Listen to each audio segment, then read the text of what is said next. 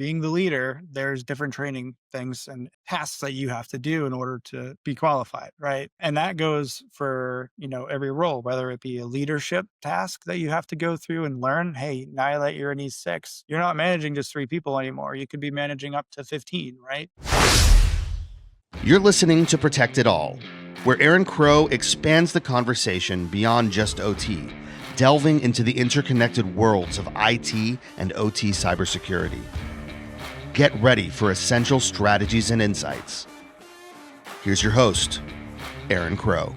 Thank you for joining me today on the Protect It All podcast. I'm excited to have my friend Chris here today. So what I really want to dive into today is, and Chris had some hesitation when I asked him to be on this podcast, and I get this a lot, and I really want to kind of showcase this is like, you don't have to have a 30 years experience or a certain title or any of that type of stuff. I truly believe that everybody that has worked in this space, no matter what their background is, no matter if it's a year, 5 years, 100 years, I think there's value that everybody can bring to this community and lessons that you've learned in your career, whether that's you were prior military and you transitioned and what does that look like? Or, you're directly out of college and you got your first job at a SOC. Like all of those things are value add. So this is not a gatekeeping thing. You don't have to have a certain title to be sitting at this thing. That's not what this whole podcast is about. The whole intention of this is to let everybody have a voice, to bring the value and the experience and the knowledge that you have to the forefront where others may not be able to hear you at the same scale as, coming on something like this. So obviously you'll get to the benefit. My guests will be, or my audience will get the benefit of hearing your experience. And you'll also open up folks that are in your network to the podcast as well. So anyways, thank you, Chris. I appreciate you trusting me. I know it can be a little overwhelming to come on a podcast and all the things, but like I told you, like my intention is not to get you. It's just to have a fun conversation. Like you said, like we were sitting around having a beer, even though this is an energy drink, not a beer. And,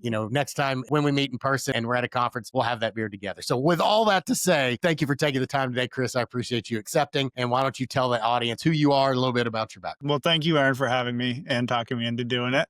Imposter syndrome is something we all have, right? 100%. So, name is Chris Ross. Been doing cyber, I guess IT. I started in IT, transitioned to cyber about 8 years ago. But it all started by joining the military. Didn't know what I was going to do after high school. And the military was like, you like computers? We have a computer job. So that's how I actually ended up joining. I'm in the Guards, which is a little different than active duty. We have a state and federal mission. So we do both. I actually hit 18 years next month. So kind of excited about that. That's awesome, man. Yeah. Congratulations. Thank you for your service. Thank you for the support. Yeah. So grew up doing IT stuff as a system admin, systems engineer, kind of got more into vulnerability scanning and intro to, security policies and those wonderful things. Did that for a few years, climbed some radio towers doing network engineering for the Guard, which one of the coolest jobs I've ever done. Also terrible because, climbing in winter, your hands get frozen. Yeah. It was an experience. But then, the military started transitioning to kind of defensive cyber and stood up the cyber unit for All Guard in 2017. And I've been doing that since. On the civilian side, again, IT admin, sysadmin, kind of mimicking what I was doing in the Army. I'm a security engineer, did that for about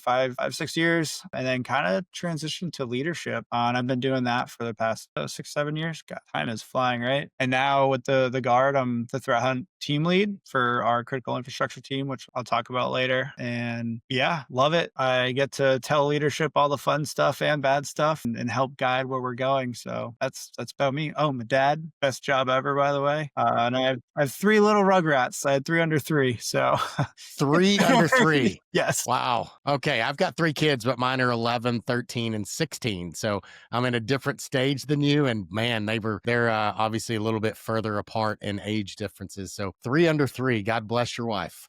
Yes. My daughter just turned 4. My son's turning 3 soon. And my youngest just turned 1. Wow. That's awesome. Yeah. So all that to say, I just want to highlight really quick all the things that you just talked about. Like you've been doing this for 18 years, you've got all these credentials, and yet we still have this imposter syndrome, right? And I don't highlight that to call you out or to make a big deal about it, other than to say, going double clicking on what I initially said, right? Is we all have value to bring, right? You've got all this experience and all this capability and understanding and training and done it in both the civilian and in the guard role, right? And that's two different perspectives. You may be doing the same task, but you're probably you go about it different ways in your civilian life than you do on the guard side, right? It's just, even if you're doing the same task, there's different processes, there's different, checkpoints, and there's different, responses, and all of those things are different. It's no different than like an IT and OT. I may be doing the same thing, but I'm going to approach it differently. My run books are going to be different. How I react is going to be different, right? And, if I'm reacting in a nuclear power plant, it's going to be different than if I'm reacting at a milk company, right? It's just different. They're both important, but they're not the same level of importance, right? So all that to say, like, all the things that you've done, give me some things that stand out for you, maybe even along that path of, I did the same thing on both sides of the fence and it was vastly different, or my experiences were different. Is there anything like that that comes to mind over your career? Unfortunately, I had to say I've had, I don't want to say more fun, but I've had more adventure with the military, right? I mean, I've been overseas multiple times, both for deployments and also doing cyber exercises and working with state partners. Again, I've flown in helicopters to get put on top of a mountain to go climb a 400-foot tower and screw in line of sight, radio on a tower. You don't get those opportunities in the civilian side. Yes, you get to work with cool technology. You get really good teams. You get to go to all these awesome events, but the military also allows you to go to those events too. So like you said, they're different systems, different missions, different objectives, right? And in the civilian side, it's mostly about providing a service to a customer, right? Pleasing stakeholders and making money, right? We're capitalists, right? That's what we do. We want money so we can continue to grow and continue to spread our products and develop them. In the military, you're saving lives, protecting things that are running lives, or protecting your fellow soldiers, right? You don't think about it, but radio communications, if those are intercepted by the bad guy and they know where our food, lodging, and where we're going, loss of life, right? So it's a little different. I would say like the skills to get there are very similar. You still need to understand basic IT systems. You still need to understand networking. You still need to understand security and how to protect them. You have frameworks, right? DoD is great. NIST is one of the biggest frameworks that everybody uses. Military, you have to use it, right? You can't go and say, yeah, that I don't want to do that. Civilian side, you can use bits and pieces. Yes, there's other regulations that you're going to have to abide by unless you want to get fined. But in the military, it's you will use these things because they've been vetted. And they don't move as fast as civilian side. So yeah, you're stuck with operating on something that's almost end of life and it's finally to a usable, stable state, right? Whereas the civilian side, it's, hey, we just developed this. Let's play with it. So like I said, training and getting up to there, same skill sets. How much are you noticing the difference? So I hear a theme coming through there, and beyond just obviously the tech stack may be the same. Like you're using firewalls, you're using, tools are similar on both sides, but you hit something there that's interesting. From, again, the uniqueness that you bring to this perspective is because you have experiences on both sides of that fence. How much of that is different in far as you talked about using a framework, talked about, in the military, there's obviously rank. So if you tell your subordinates to do something, they don't have a choice. Like they just have to do it, right? And on the civilian side, it's not always that clear, right? Sometimes, yes, you may work for me, but there's a lot more pushback. There's a lot more argument. There's a lot more of that. So how do you see that? How do you kind of disciple through that as far as teamwork and leadership and, the mindset of just how you deal with the same problem in different perspectives? Again, from the military side, where I can just say, go do it, and thou shalt. And on the civilian side, it's more like, please, this is really important. I think this is the right way to go. And you have more of a dialogue and debate around it. Yeah. I mean, again, military, they teach us to drive risk mitigation across everything we do,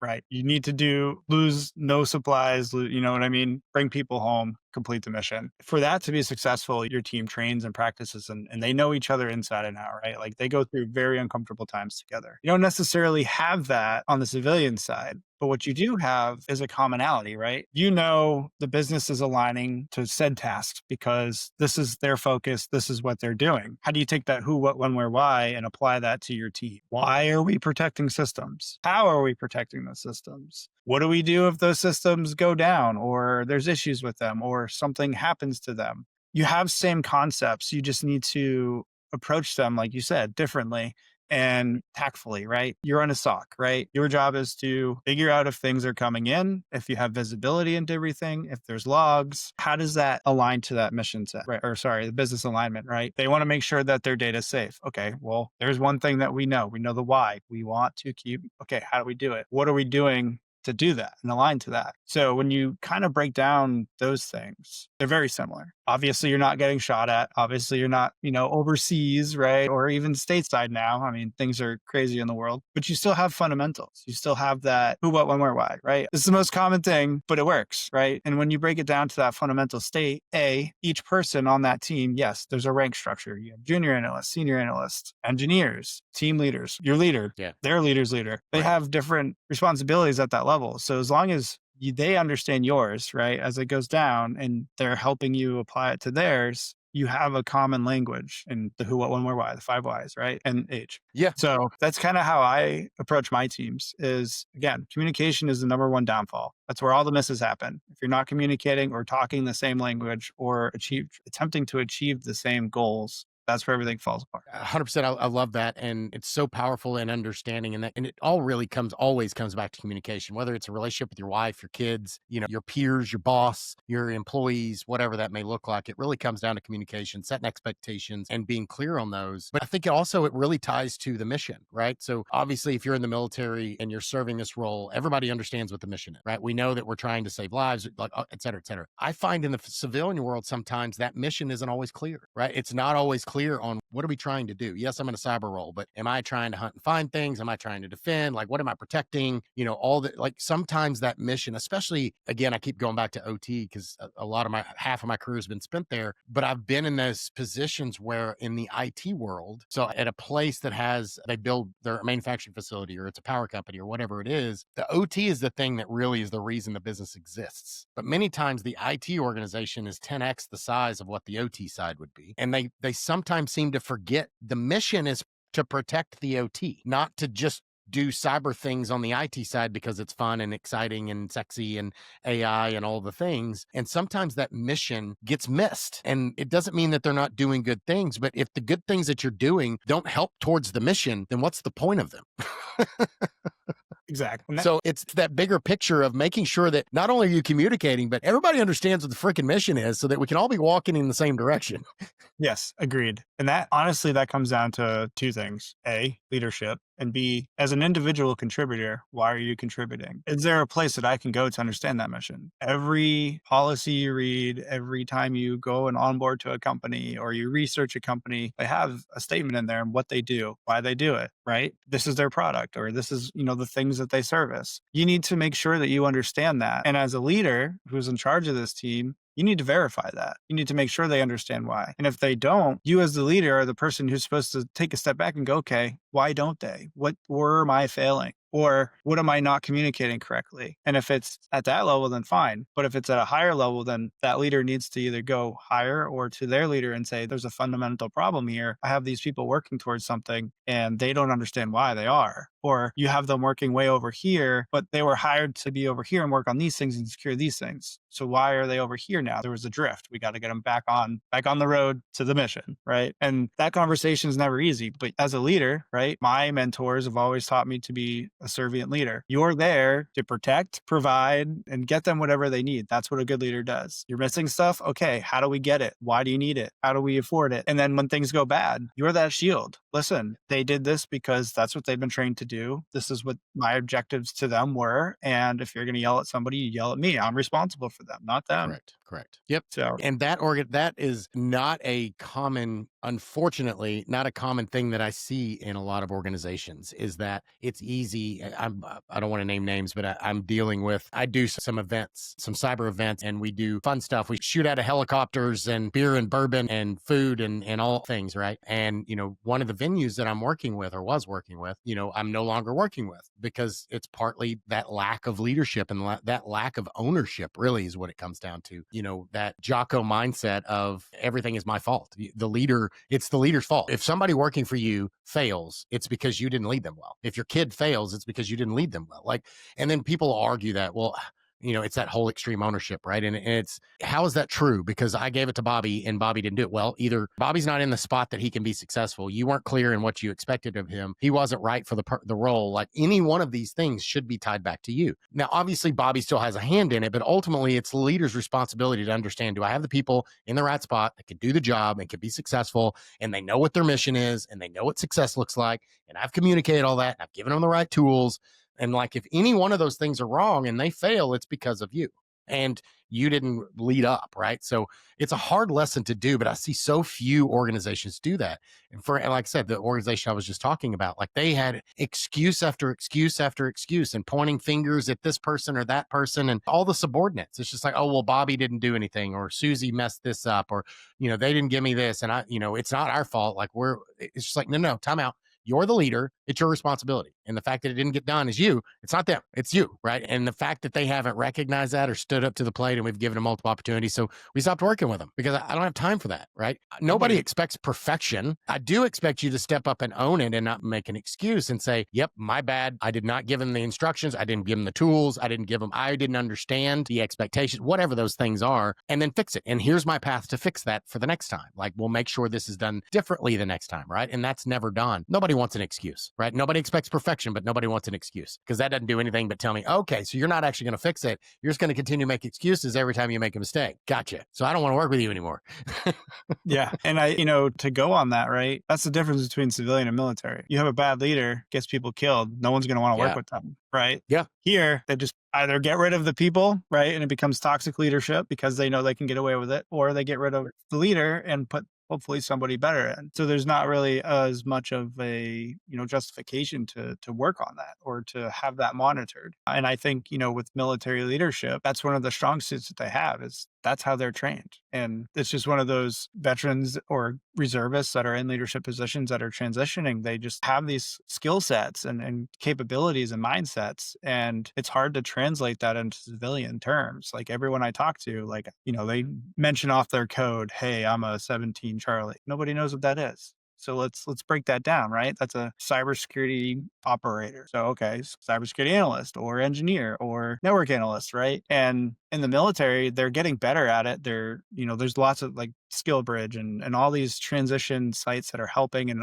interning with companies. They have all these built-in MOS translators now, and it's great to see. It's getting better every year. Like I hear from Vietnam guys from, the Veterans Association that I talk with. They didn't get any of this. They didn't get any support. They got spit on. So like the fact that those things are getting better is great for us. I still feel bad for them. They're seeing the change. They're excited about it. And it's a great thing because there's so many things that you learn from being in the military that you can apply to the civilian side that somebody who hasn't gone through that is never going to know or can even appreciate it sometimes. And this is exactly one of those conversations. Yeah. So you talked about your training that you went through. So did you get most of your training and certifications, anything like that on the military side, and were able to use that on the civilian side as well? Basically, this is a great plan, right? I think it's great. So the military, again, breaks all of their job positions by codes. They call it MOS, Military Operational Specialty. So like a 25 series is all radio signals satellite. 17 is cyber operations, whether that be defensive, offensive, forensics, etc. And again, they have like 70 of them. So no, I don't know them all. But again, right? So each position, so you have enlisted who are basically your doers, your warrant officers like me who are, technical SMEs and advisors to leadership, and then officers who are product managers, people managers, and they get, the mission sets and everything that is required to perform them. And again, they're ultimately responsible for things. So you can have good leaders or you can have bad leaders, but it's up to the senior enlisted and the warrant officer to create those good leaders, right? So, each level of either working or advising or being the leader, there's different training things and tasks that you have to do in order to be qualified, right? And that goes for, every role, whether it be a leadership task that you have to go through and learn. Hey, now that you're an E6, you're not managing just 3 people anymore. You could be managing up to 15, right? Or you might have to step into that leadership up the next level because that person's pulled away for something. So now you have 30, 40 people under you. So you have to go through training for leadership. And then you also have to go through training for job role. So again, you have your basic when you first enter. They call that, advanced individual training. And then you go through all these courses that are specific to your job. And those go all the way through your career. I mean, I've been in for 18 years. I've gone through 4 different pipelines, and I still have things to do for the next 20 years if I want. So, that's one thing. And again, when like for my unit, and I'll talk a little bit about it in in a second, but like you have a certain job role, whether you're a host analyst, a network analyst, or you're on like the threat hunting team. Every year they have this thing called the joint qualification. You have to go and perform all these tasks to pass and keep your certification. If you don't, you basically not necessarily get kicked off the team, but you won't be able to go on a mission. You won't be able to do response, and you'll be in basically retraining until, you get it. It's like a PT test for your cyber skills. Yes, exactly. And again, they have different levels. So you have your basic, your intermediate, your advanced. And so that's how you know you have the right people that have the capabilities. We don't do that in the civilian side. Or let me rephrase that. We don't do that often in the civilian side. It's, oh, I have a degree. I have these certifications. Yeah, those are great. I mean, don't get me wrong. I have tons of them. But when you get hired by a company, you get a certain skill set of tools to use, and then you get really good at those. What happens when those tools go away? Do you still have those capabilities to do scripting to pull up things on various different systems, right? Or do you have playbooks that are developed in order to know those codes or commands or whatever to pull that information? We're so heavily reliant on all these vendors and tools nowadays. If those go away, I mean, look at what happened during the CrowdStrike outage. Case in point, those that are good know the stuff. They're not reliant on these fancy tools. I mean, yes, the fancy tools are great, but if you don't have the basic understanding of what these tools are doing or know how to do it, that's where you should focus your stuff first, right? And that's I'm not saying that as an individual. I'm saying that as a team leader, right? You should have your people be focusing on these skill sets. Because yes, tools are great and they make things fast. But when you lose that tool, and again, that's what adversaries are going after, are the tools. And they're installing their own. And you might even think you're using your tool, but you're now using theirs. So again, it's so funny because, I'll get emails or I'll have recruiters call me, because once your resume gets in a database, they keep it there forever. I'll get a phone call from a recruiter and be like, hey, I see you're a whatever, Novell Netware or a Unix admin or this particular firewall or whatever. I'm like, yeah, like 15 years ago. Yep. Like, I haven't touched those things in 15 years. Yes, technically I'm a certified Cisco certified network engineer and I'm a Sonic Wall engineer and I'm a Palo Alto this and a Microsoft, MCSE. Like I have all these credentials, but I haven't done most of those things in a while. Like I still dabble in firewalls and that kind of stuff, but you don't want me configuring your firewalls. Like it's been long since I've been that as my daily keyboard warrior dime. Like if I'm configuring your firewall, there's a problem. Like, could I figure it out? Yes. Am I good at it? Sure. But it's like, I'd have to dust off, the rusty parts to remember the commands and best practices. And surely things have changed in the last 10 years since I last really did that full time. So it just goes to show, like, to your point, we need to be doing these. And again, it's not I'd say the same thing about driving, honestly. You get your driver's license when you're 16 years old, and you never take another driver's test until you die. And there's so many people that should be taking driving tests because they have no right being on the roads. And that's a prime example of that. Like we need to be doing a regular check of our skill set. Not to gotcha anybody, but you want to make sure that just because you got a degree in something 20 years ago doesn't mean, like, I used to be super good at math, electrical engineering, calculus, all that kind of stuff. If you put calculus in front of me right now, I wouldn't have a freaking clue what to do with it. And I could do it in my head back in the day, but I don't do that anymore. Like I haven't done calculus in 30 years. Like how would you expect me to, could I figure it out? Sure. I'm sure it would come back to me as I started doing it, but you compare me to some kid that just took calculus last semester. I can't help my 13-year-old do her math sometimes. I'm like looking it up like, wait, order operations, how do I do this again? And it's just little things like that. And it's no surprise that that's going to happen in all things that we do. If we don't practice something, you're going to lose that skill set. So it's awesome that the military does that. It's surprising that we don't do something similar to that. We have that with continuing education with like the CISSP. You have to show some stuff of, I'm doing some continuing education, but it's so broad.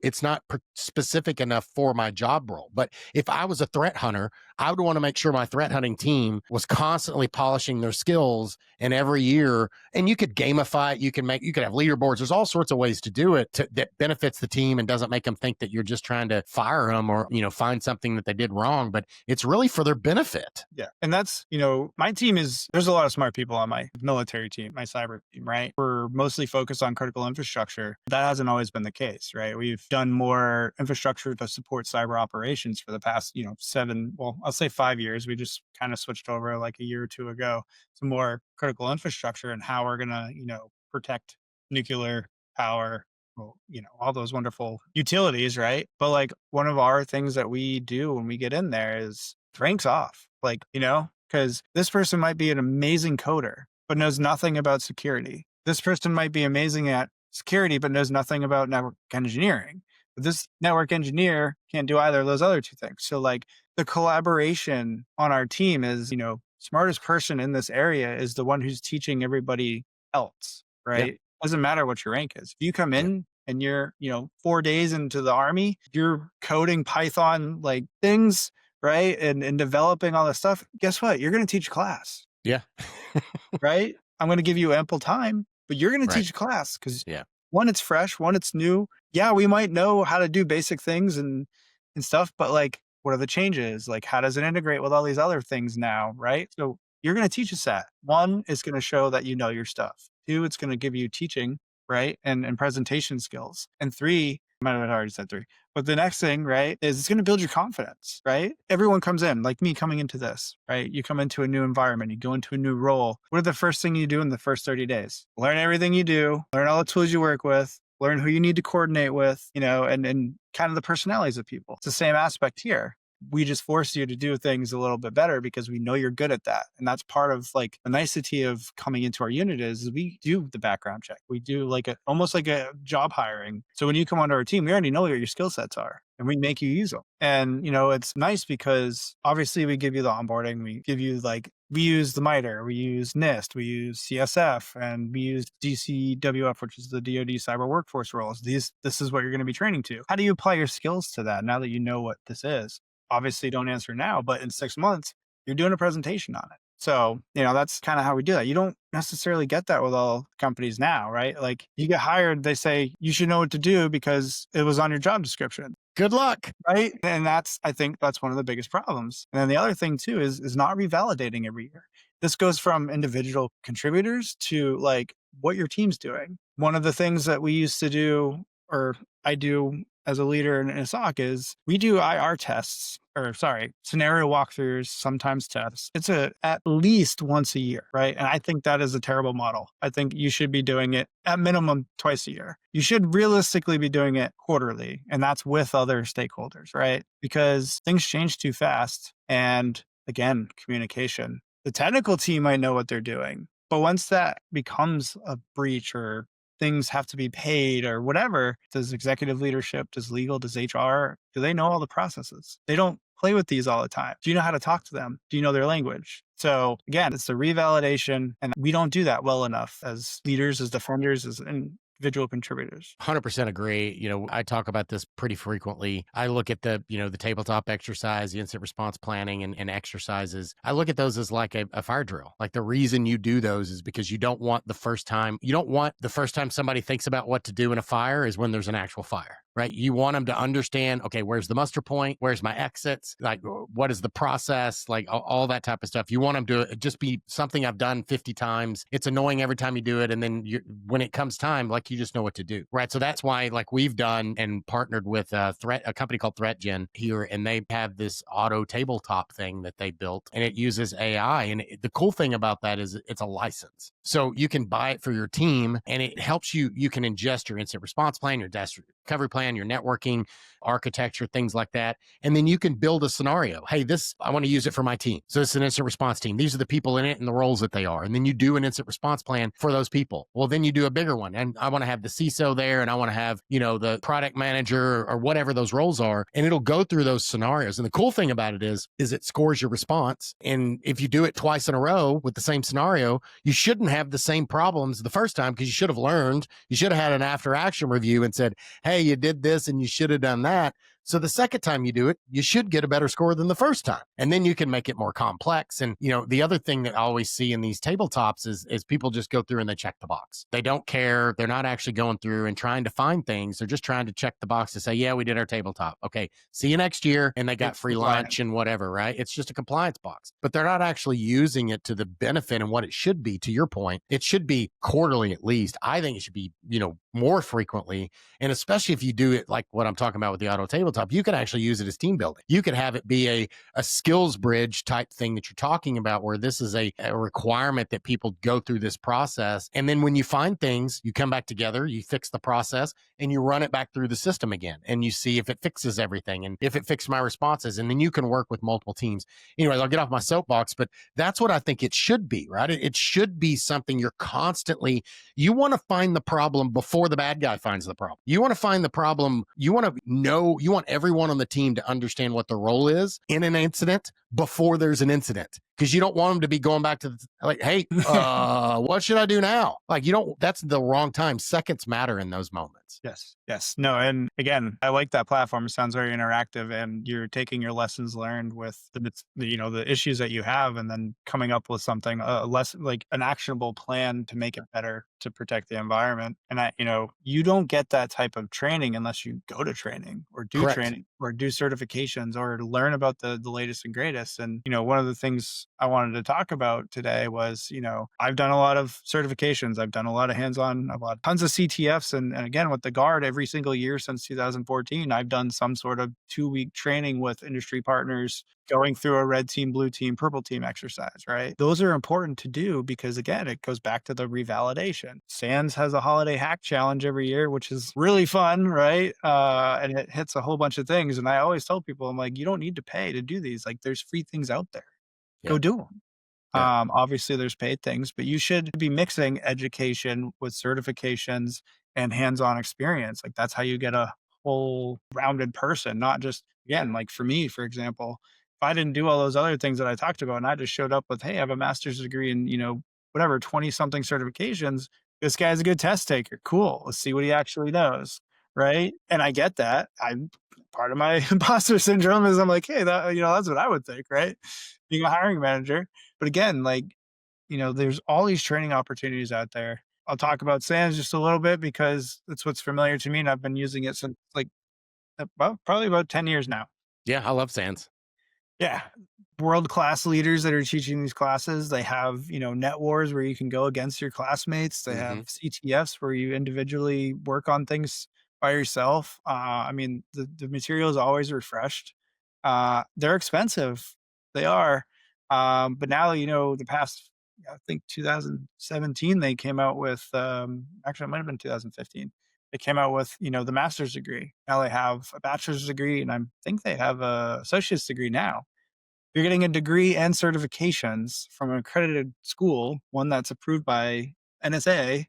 And it's half the cost if you were to go take, like, again, the master's program, you need 9 certifications. That's right. $90,000 right there. Yeah. The course is only, I'm not going to quote how much it is, but again, it's like 30, maybe 40, right? Why not? But again, right, offensive security, they're known for pen testing. They're known for offensive security things. Great stuff. I'm not great at that stuff, but I still go play around and I learn, right? What do we call it? Fumble effing through it, right? But you have to do that, right? You have to be able to go into something uncomfortably and try to learn. And then as you're learning, you're going to go, hey, light bulb, this is how I could bypass my thing or bypass this that I've set up. And then that's where you start to get into that, adversarial mindset. And that's why I think purple teaming is such a great idea, is you have that red team person or offensive person sitting with you going, all right, this is how I would bypass that control. Da, da, da, da, da. Okay, well, how do we break that down? Well, there's a framework for that. Minor attack, right? Or OWASP or CIS controls and all these other things that you can use that go, hey, what he just did was, privileged escalation. Well, how does that occur? Well, first they come in, right? Oh, that's another tactic. Then you take all these tactics and then you can map them to actual threat actors and what they're doing and then go, okay, who do they attack? They attack manufacturing. I'm a manufacturer. Maybe I should start looking into these things. Security isn't that hard. It's just, I feel like the communication of where to get all this stuff is kind of like held tight, right? And we're getting better at it as a community, but not everybody knows where to go. Like there's websites, and I'm actually might add these to the thing I send you, but like ransomware.live, right? It basically tells you all the IOCs, hashes, TTPs. It gives you a quadrant of who's been the most active. It also gives you YARA rules. So like if you don't have a sophisticated SIEM or SOAR, you can take that and go, okay, here's some stuff. Now, how do I apply and change a couple things? And you have a basic detection rule there. Obviously, Right. you make it better. You want to Sure. make it better, but you don't have to reinvent the wheel. It's there. And there's tons of sites like this, and that's, I think, the biggest problem with a lot of these, smaller teams is that they have to reinvent the wheel or they're so reliant on going there. Go home, get a VM or a couple VMs. They're free now. Yeah. Build yourself a SIEM, build yourself some detection rules, test them, right? It's the See only what you way you're see. going See to. what it looks like. Yep. Exactly. And that passion is definitely something you need to be successful in this field. And some people go because, hey, cybers pays a lot. Let's do it. It does. But yeah, as a leader, you got to learn to find who those people are. And Well, and one of the things I see, and this seems to be universal, and there's something about it, and it doesn't matter what it's in, but it's that being that lifelong learner, leaders also, but learner. And what does it take to be a learner? And what does it take to learn a new skill or do something you've never done before? That means the first time you do it, it's going to suck. You coming here today, right? You were anxious and it was like, oh, I don't know if I should be on a podcast. Like, but why? Like, even if the first time, what is the worst thing that can happen if you came on today and you bombed, which you haven't, by the way, you've done great. So, but again, what's the worst case? What's the worst thing that could happen? Okay. You can improve, you can get better. You do another one, you get a little bit better. You do another one, you get a little bit better. That's what we have to look at. When I started jujitsu, it was the same way. I was in my, 40s and walked into a jujitsu place and I'd never done it before. Like, that's pretty intimidating the first time you walk in. And honestly, it's intimidating every time I go there because there's always somebody better than you. And no matter how good you are, you're still going to have to learn. But I tell my kids this as well. Like, your kids are younger, but I've got a 16-year-old and I'm constantly telling my kids to try new things, and it's okay to suck. Like, if you want to get good at something, you have to be willing to suck at it first. Because Michael Jordan didn't walk out on the freaking basketball court and become Michael Jordan without sucking a lot first. Everybody millions does. of shots. Millions of shots, right? And the difference is are you willing to stick through until you don't suck as much anymore and you get a little bit better and you get a little bit better and you get a little bit better, and you don't always see it when you're looking in the mirror. It's like losing weight or gaining weight or gains or anything. Like, you don't see it every day. But somebody that, like, go away for 6 months and come back, you may not notice a big transformation, but you see somebody else and they're like, wow, like, how did you do that? Like, how did you learn that? How did you transform your knowledge, your body, like whatever that thing is? We have to be willing to do those things. And cybersecurity is no different. Any skill set, and the other side of this that I've heard today and I preach a lot as well is there's really two, like more than two, but kind of two main themes that I see to be successful in your career. Obviously, it's in this cyber career. There's a technical side. I need to be able to understand and maybe be a player in that. I'm going to have to be hands-on. I'm going to have to be, a programmer, or I'm going to have to be a firewall guy, or whatever that thing is, that whatever your vertical is that you want to be in. But even those people, when I'm super technical, you still have to have some kind of leadership. You still have to have public speaking. You have to have those softer skills. So that's the second thing that so few people work on. Right? It's easy to go get the Cisco certification or the certified ethical hacking or, whatever, the SANS course, but we don't always focus on, and primarily, I know in my career, it was because if I'd go get this technical certification, I could get a bump in pay. Mm-hmm. There was a clear line of A plus B equals C. What I didn't realize is eventually I'd have, to your point, I'd have enough certification stacked behind me that the next one doesn't really change much. Like, you've already got 30, 31. I don't really care. It's not going to really make that big of a difference in your career, buddy. So then it's like, okay, well, then I go get the master's. Well, what does that master's do?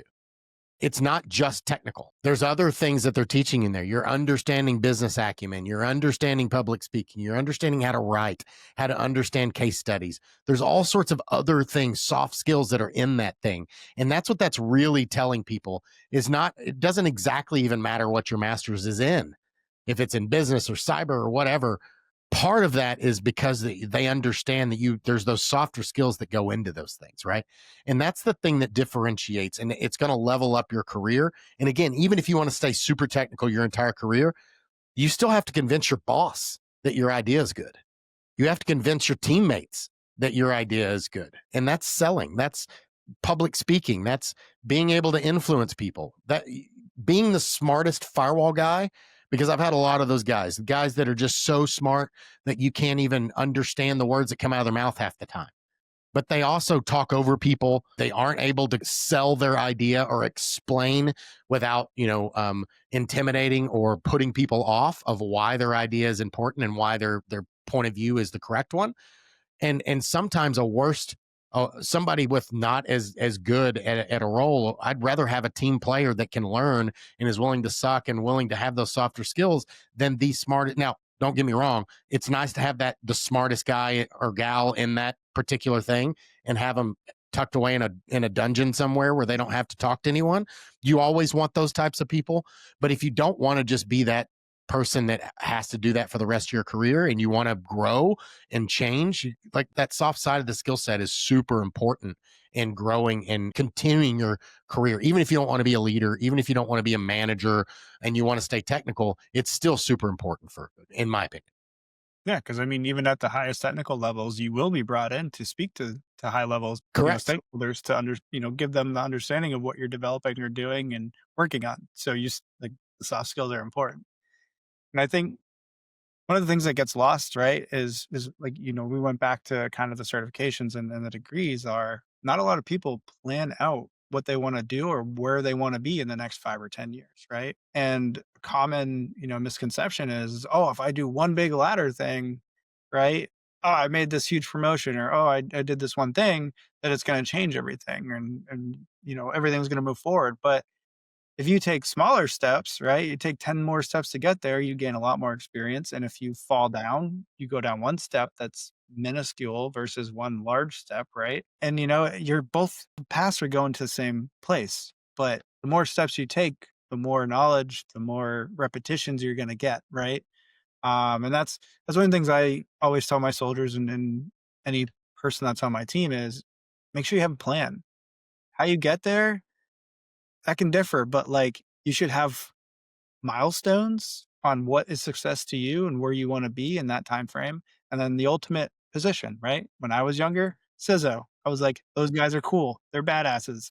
As I got higher up, I'm like, they deal with a lot of politics. I don't get to be hands-on anymore. They have a Right. lot of risk decisions to make. It's not as sexy as I thought it was, and one of the things that I tell everybody is don't be afraid to fail, right? Use your mistakes as lessons learned to move you forward. What not to do next time or how to do it better next time. And again, to be successful in this field, you're gonna fail multiple times. But you need to have the passion to continue on and educate yourself and do the research to continue down the path. Yep. 100%, man. That's so very true. And, I'll move on after this last point. But, through my career, I've been doing this a long time. I got grays in my beard. So, I've been doing this a long time. And one of the reasons I think I succeeded so fast and moved and my career path went the way that it did was because I was willing to almost take a step back. And there's multiple times in my career where technically I took a step down or maybe a lateral move because I wanted to learn something that I didn't know how to do. So I went from being maybe the leader on a team to being the junior person on a team, having no responsibilities and just being the grunt, the F and G. And those things were so valuable to me because I was able to diversify my knowledge and experience, and it helped me along the way. Like, my career is different. I have a lot of technical things, but I've also done a lot of business stuff. I've had a real estate license since 2006, and I owned and ran a real estate office and did bank owned foreclosures and bought and flipped houses and did construction things all while I was doing cybersecurity and networking and all the other stuff too.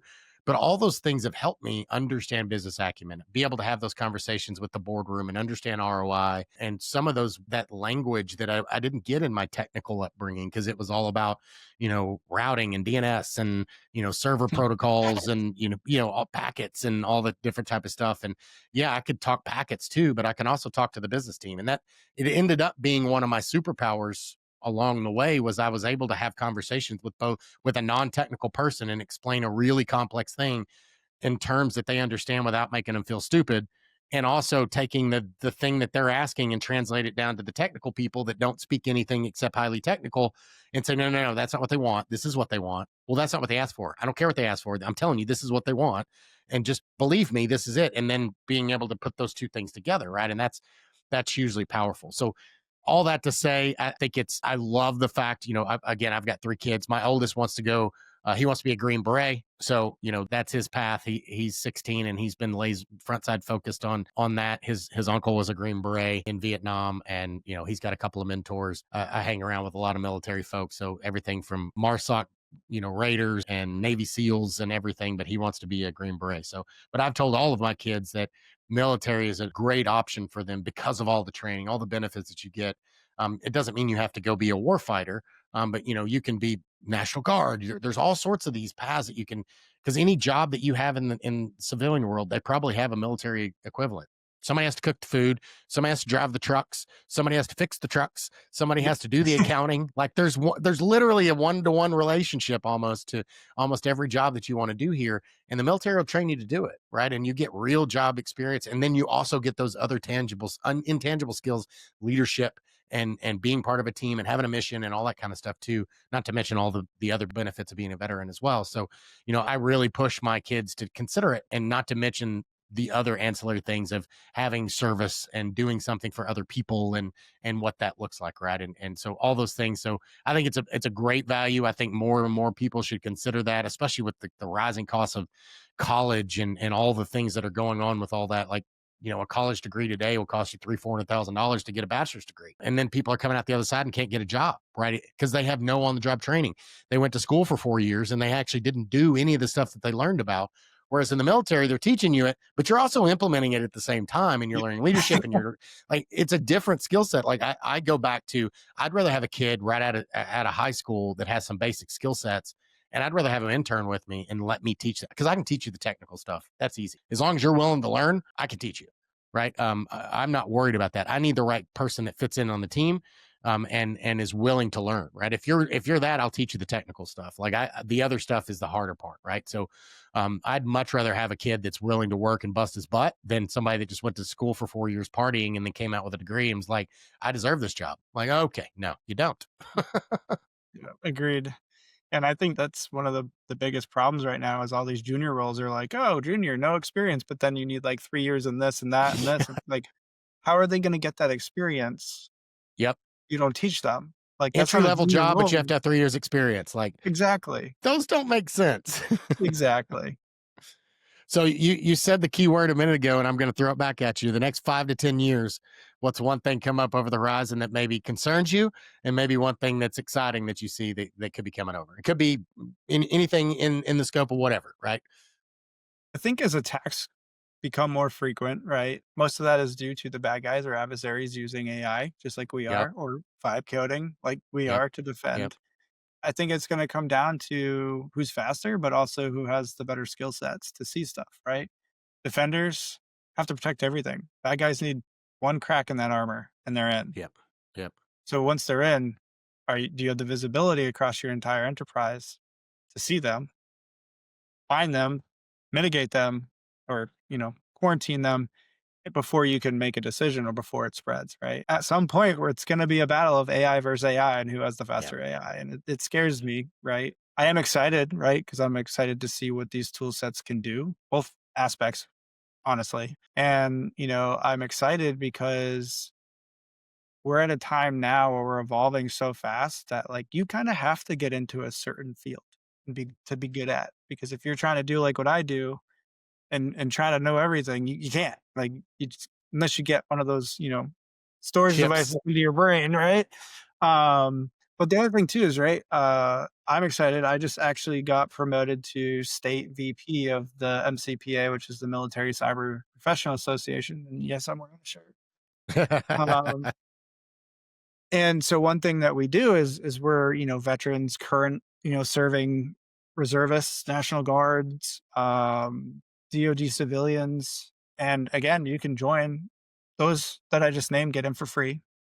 For what we know, we're a 503C educational program, right? So what we do is we pool our resources together and we go to schools K through 12 and teach cyber, teach programming, teach all these wonderful things. And I don't think it's, I like the fact that they have it at K. Kindergarten might be a little crazy to, start programming, but going in there and teaching those things because kids have iPads, right? Hey, don't click this link or this bad thing, and just giving them kind of a base level or again, you have an iPad, don't connect to this weird looking Wi-Fi or, something like that.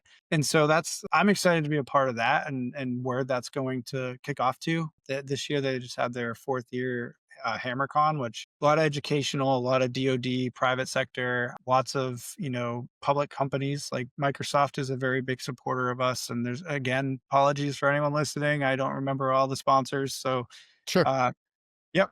So if you go on the website, if you're a veteran or currently serving and you want to be in this field or contribute to the community, please join. It's free. If you're not, the fee I don't think is that expensive. It's a great networking opportunity. We have chapters all throughout the United States. And it's a good thing to give back to the community and network with people. And again, we're going to train the next generation. I think that's extremely important. Like I've already started reading my kids' cyber books and I bought them that like diagram one with the buttons. I forget the name of it, so apologies to that author. But yeah, it's not too early. It's never too early anymore. Like my 2-year-old knows how to operate an iPhone. It's already too Yep. late for me. So, Yep. I just want And to they pick it reiterate. up so quickly. It is so quick. My kids, again, they're older now, but my kids were able to swipe on the iPad before they were able to do anything. Like, and they had full functionality, so fast, and they pick it up so quickly. And just teaching them like, little things like, using password vaults. So we use a password vault, and all our passwords are unique, and all that type of stuff, right? And something that comes difficult for my wife because she didn't grow up in this way and she's not technical, it's a little bit of a struggle to her. But now I don't even have to help. My kids will help her. So they know enough, like, oh, mom, this is how you do it. And she's just like, she's super capable. She's super intelligent, but it's just not something she does on a daily basis because she doesn't work in technology. But it comes so naturally to the kids. Like I show them one time, they're like, yeah, okay, I got it. I know how to do that now. Thank you. Yeah, that took me Okay. like 7 times. Yeah, man. That's awesome. Well, hey, dude, I appreciate it. This has been an awesome, awesome thing. We'll definitely put the link in there. It sounds like a great organization to share, be part of, give back. I know that the Skills Bridge stuff is so big. One of my buddies, gunnery sergeant, is from the Marine Corps, is doing that on the logistics side. He works at a data center company, and he's taking guys directly from the Army, as they're getting ready to retire in logistics type roles to come in to, do data center type stuff as they're building out all these data centers with the AI stuff. So it's super exciting to see. And I think that's the difference. Kind of my perspective on the whole AI thing is, yes, I think AI is going to displace some people, but I think it's going to make some of the stuff that we do more important, and that human difference is going to be the difference, right? We see what AI can do and what ChatGPT can do, but it still takes the right person putting in the right prompt, knowing what to look for, that kind of stuff. AI is a tool. I see it nothing else, just like any other tool that we have. It's going to make us more efficient. It's going to make us faster, but it's still going to take the human to know what to attack, what to defend, what to look for. And going through that purple team example you gave earlier, having both the red team and the blue team sitting together, like this is how I would do it. But now you just have AI adding as part of that purple team. It's one of the team members at the table. Hey, how AI knowing this configuration and all that you see here, how would you attack this? And then you work together with it to start defending against it. That's my point of view of how we do all this stuff and make it faster, more capable. And I don't think Skynet's going to take over anytime soon. Just Yeah. One thing that we did in our unit is we took all of our rule books, playbooks, and all that stuff, and we created a localized ChatGPT version for training so that we could go, hey, you're going to be a host analyst. Here's your checklist. Here's how you perform stuff. Here's all the rule books that you have. Do you want, to display this task that you're doing? And then it would go through and tell you basically, okay, this is the command you use. This is what you should look for, have a picture and stuff. So we built that out for like a training platform that you can utilize whenever you right. want to play around. And it's super capable now. You can run those LLMs, Olama, all sorts of them on not. You don't have to have super computer hardware to do it. There's all sorts of things you could do, and your data didn't go anywhere. Obviously, people. Hopefully, everybody listening to this podcast. You should not be putting anything that's sensitive into Chat GPT or any place because all that stuff is used, and you're basically leaking your information.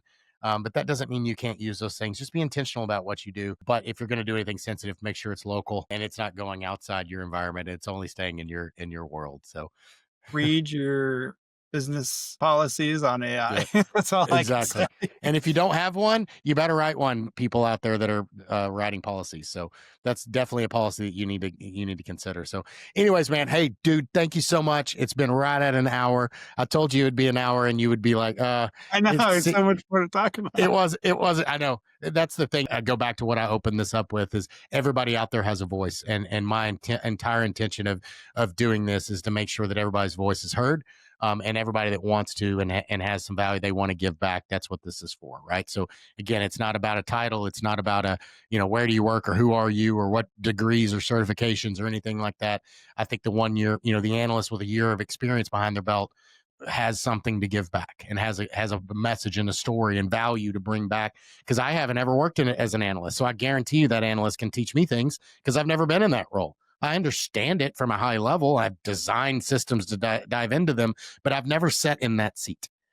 So that's something that's perspective that I don't have. So it doesn't matter. It just goes back to all the things that you were talking about, right? Is really make this, whether you're the military guy trying to come out, get into this space, you're a civilian trying to get in, whatever it may look like, reach out. This community is so amazing with people like Chris that are willing to give back. There's so many resources out there for people to build labs in your backyard, in your own environment, or even online virtual labs that cost almost nothing and sometimes free. There's all sorts of things.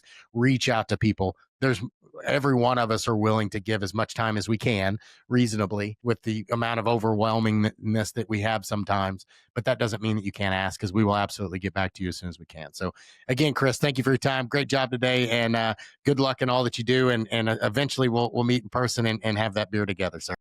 Appreciate it, Aaron. Thank you again. And been a pleasure. And hopefully, the listeners get something out of this and take that step forward like I did. It's scary, but you got to do it. Absolutely. All right, brother. Thanks a lot. Take care. Thanks for joining us on Protect It All, where we explore the crossroads of IT and OT cybersecurity. Remember to subscribe wherever you get your podcasts to stay ahead in this ever-evolving field. Until next time.